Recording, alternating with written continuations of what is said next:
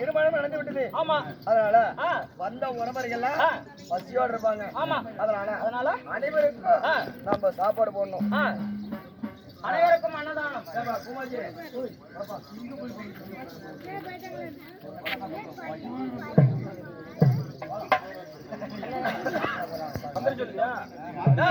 எந்த மந்திரம் சொல்ற? தாலியை கட்டி சொல்ல வேண்டியது சொக்கஞ்சேரி பாருங்க.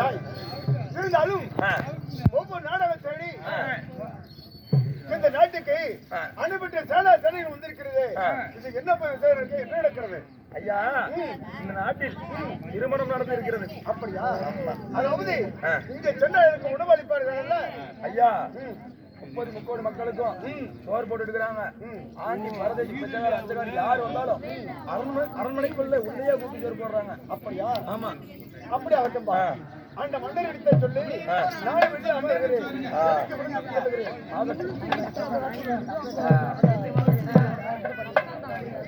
ஐயா வாருங்கள். இருந்தாலும் தாங்களுக்கு ஒவ்வொரு நாடகம் தேடி தாங்கள் உணவறிந்து 3 நாள் 6 பொழுதாகிறது. அதனால எனக்கு நீங்க உணவளிக்க வேண்டும். ஐயா ஆண்டு ஆத்மானிக்கு தோட்டி இருந்த தொண்டமான வரைக்கும் உங்களுடைய தங்கைக்கு திருமணம் 56 நாள் பரிசாட்டணும். சரி, அதனால சாப்பாடு போடணும். அதனால நீங்கள் எந்த நாட்டு மன்னர்களாக இருந்தாலும் சரி, நீங்களும் அமருங்கள். உங்களுக்கும் சாப்பாடு என் தங்கை பரிமாறட்டும். அகட்டும். அண்ணா என்ன செய்வதண்ணா?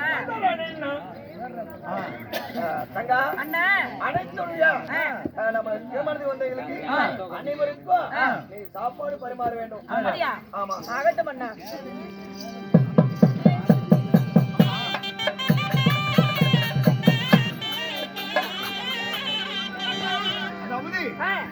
எனக்கு உணவு பரிமாறுதா? எனக்கு 3 இலை போடணுமா? 3 இலையா? ஐயா என்ன ஆச்சரியமாக இருக்கிறது. வந்திருப்பது நீங்க ஒருவர் தான். உங்களை பார்க்கும்போது ஒரு பிடி சாதம் தான் சாப்பிட போல தெரிகிறது. 3 இலை கேக்குறீங்களே, எதற்காக ஐயா? ஆமா, ஏனென்றா அதாவது நீ வந்து ஒருவட வந்திருக்கிறாய், 3 இலை போடுது. 3 இலை சாதம் சொல்றாங்க. ஏன் தெரியுமா? எதுக்கு ஐயா? அதாவது என்னுடைய மக்கமார் 2 பேரு, நாடு ஒருவன், மொத்தம் 3 பேத்துக்கு 3 இலை கேட்டோமா? என் மக்கமார் மாண்டு விட்டாலும் என் மனதில் இருக்கிறார்கள். அதனால எனக்கு 3 இலை சாதம் வைக்க வேண்டும். மற்ற இரவுகளும் மணிந்து விட்டான்னு சொல்கிறாயே, உண்மை.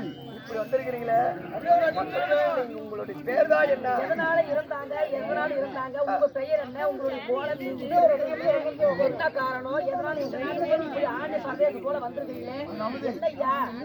ஆண்டி கோலத்தோடு இருக்கிறாய் யாரு? 3 மக்கள் என்று சொல்லுகிறேன். ஆண்டி இருக்கிறார். அதாவது நான் இருந்தது நாடாளுக்குரிய மன்னன். என்னுடைய இருந்தது 2 மக்கள். ஆமா, அதாவது எங்களுடைய நாடு கலிங்க தேசம். ஆமா, அதாவது நாடும் அதாவது மதிமகராஜன் இருந்தாலும் மணிமகராஜனாக இருந்தாலும் எனக்கு ஒரு மகன் சொன்னீங்களே, அதாவது முதல் மகளை மணிமேகலை சொல்லக்கூடிய பெண்ணை திருமணத்தை முடித்து அவருக்கு 2 குழந்தை. உண்மைதான். ஆமா, என்னுடைய மகள் என் மகளையும் வஞ்சித்து விட்டேன். அந்த வஞ்சகத்தினால் தான் இது போல இருக்கிறேன். ஆனா ஒரு நாளைக்காவது மகளையும் பார்க்க மாட்டோமா? ஆமா, அடிக்க 1000 முறை, நொடிக்க 100 முறை என் மகனும் என் மகளும் என் மகனும் என் மகளும் சொல்றீங்களே, அப்பேற்பட்ட உங்களுடைய மகனுடைய பெயரும் உங்களுடைய மகனுடைய பெயரும் என்னையா? ஏனென்றா அப்பேற்பட்ட ஒரு பெண்ணால் துரோகம் செய்து விட்டார். அதனால தான் நினைக்கிறேன் எனக்கு இந்த கோலம் ஆகிவிட்டது. என் உடலும் உயிரும் அடிய நினைக்கிறேன். என்னுடைய மகன் சந்திரமதன், என் மகளும் சந்திரமதனி. சரியையா, உங்களுக்கு எதனால நீங்க நாட்டை ஆளக்கூடிய ஒரு அரசர், உங்களுக்கு ஏன் இந்த நிலைமை, என்ன காரணம்? அதாவது என்னுடைய மக்கமார் இருவர்களும் தாங்கள் திருமணம் முடித்து அப்பா இந்த நாட்டை பரிமாணம் செய்யுங்கள், என் மகளுக்கு திருமணம் முடிக்க நினைத்தேன். ஆனா மகளும் மகனும் என்ன சொன்னார் தெரியுமா?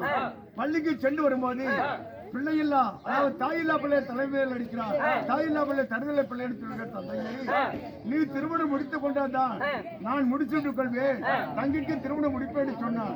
அதனால் ஒரு தாஜி பெண்ணை தரகட்டவனை திருமணம் முடித்து என்னை அதாவது ஆண்டு போல் அடித்து அதாவதம் செய்து ஆண்ட தாழ்த்தி பெண்ணானவள் என்னுடைய அக்கமாரி இருவர்களும் தவறு செய்து விட்டார். தன்னுடைய தங்கியும் அண்ணனும் இருக்கிறான் என்று சொல்லி அவருடைய ஓயா காடகத்தில் வெட்டுப்படியாக உத்தரவு கொடுத்து விட்டு அப்படி உத்தரவு கொடுத்த பிறகு அதாவது ஒரு தாழ்த்தி பெண்ணை வார்த்தை கேட்டு தரகொண்டு செய்து விட்டாயே அப்படி சொல்லி என்னுடைய ஆடியாபங்களை படித்துக் கொண்டு என்னை நாடு நாடாக பெற்றெடுக்க வைத்து விட்டாளப்பா. உண்மைதான் உண்மைதான். அப்பா நாங்க மடிவில்லை அப்பா. என்ன சொல்லுவாங்க?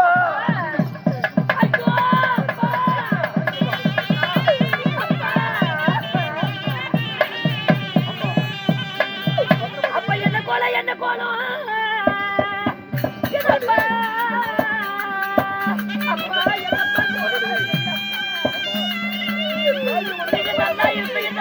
நாங்க வெளிவந்தது அப்பா முந்தனுக்கு என்ன கோலம்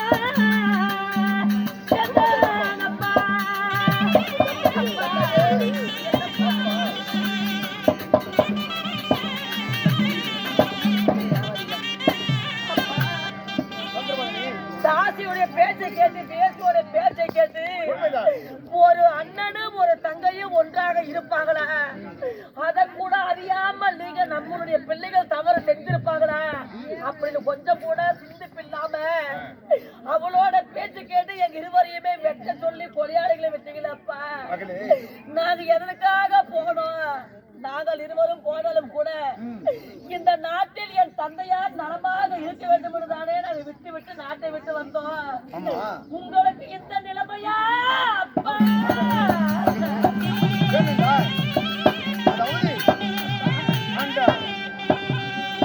சாட்சி பண்ணானவள் என் கண்களை தொட்டு என் மொழியில் எடுத்த போதே என்னுடைய நினைவு தாழ்ந்து விட்டதம்மா. அதனால்தான் இதுபோல் வளர்த்த மகளையே உங்களை நான் தவறாக நினைத்து விட்டு என்னை மன்னித்து விட மகளே. தவறாக ஒருவர் நினைக்க வேண்டாம். சாகவில்லை. உங்க மேலே நம்மளுடைய தாய் மாமனா பற்ற மகளையே திருமணம் செய்து விட்டார். அதனால இனிமேல் இந்த தாட்சி விட்டு இன்னும் போல இருக்கிற மன்னர்கள் எல்லாம் செய்து விடுவார்கள். அதனால மாமனும் நானும் இருவரும் போய் அந்த நகரத்துல அந்த தாட்சிய அடித்து உதத்த சித்திரா செய்து நாட்டை விட்டு பிடிக்கி மீண்டும் உங்களுக்கு நாம் நாட்டை பண்ண. அது மட்டும் இல்ல, இந்த நாடு யாருக்கு சொந்தம்?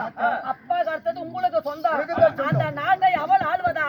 ஒரு தாசி நாட்டை ஆள்வதா? ஒரு வேசி நாட்டை ஆள்வதா? அதனால நமக்கு கிடைக்க வேண்டிய நாட்டை மீண்டும் நீங்கள் பெற வேண்டும். அதனால நீங்களும் என் கடவுளாகப்பட்ட இருவரும் சென்று, அப்பா நீங்க மத்திய சும்மா இருக்கிறீங்க, அதனால மூவரும் ஒன்றாக சென்று இந்த தாசி பெண்ணை அதாவது அடித்து அதாவதம் செய்து நாட்டையும் நகரத்தை பிடிந்து கொண்டு வாங்க. உங்களுக்காக காத்திருப்பேன் அப்பா. சீக்கிரமாக